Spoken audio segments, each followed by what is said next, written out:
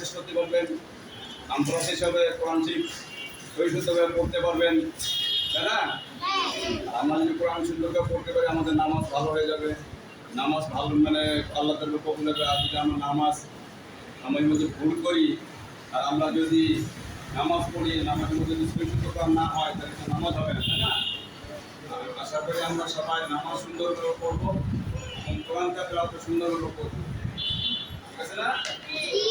মনোযোগ আপনারা পড়বেন। আমি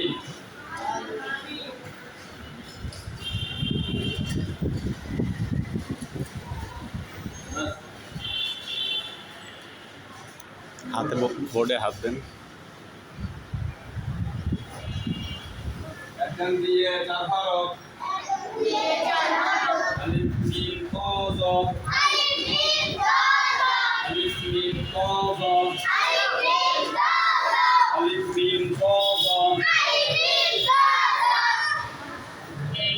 একজন দিয়ে ছয় হরফ তা সা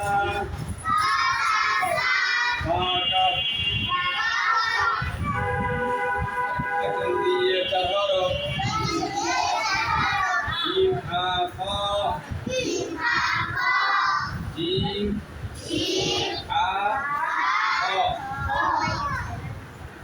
হ্যাঁ, ঠিক আছে নাকি দেবো?